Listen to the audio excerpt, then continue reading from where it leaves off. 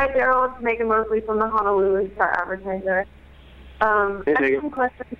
Hi. I had a couple questions about the two who were arrested this morning or last evening.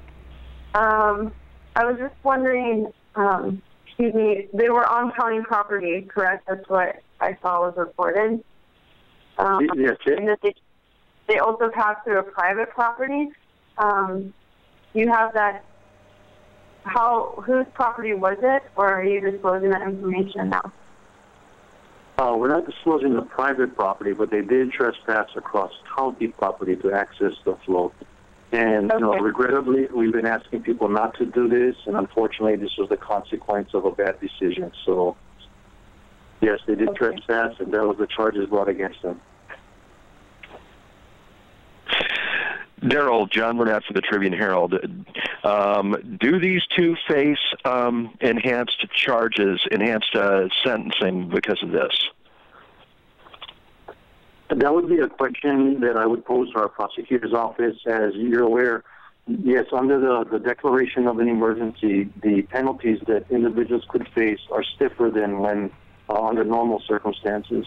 A lot of it has to do with, trying to deter from activities or behavior that would just add to the problems already being faced with the incident and event, as well as those that take advantage of situations like this, as we hear, the constant concern with looting.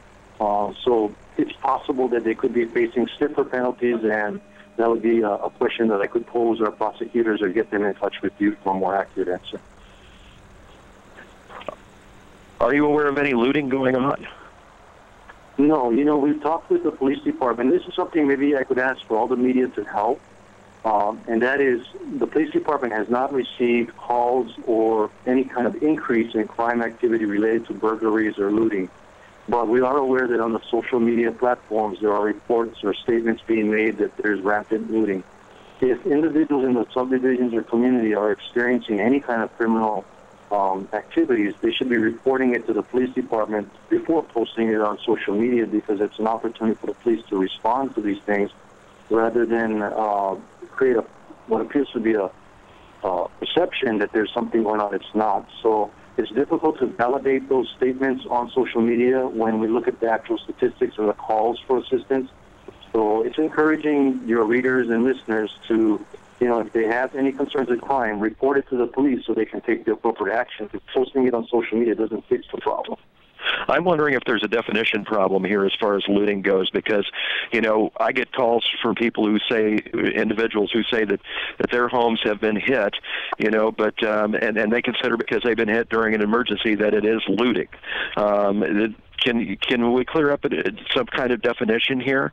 Is actual burglary during an emergency looting, or does it have to be something more widespread?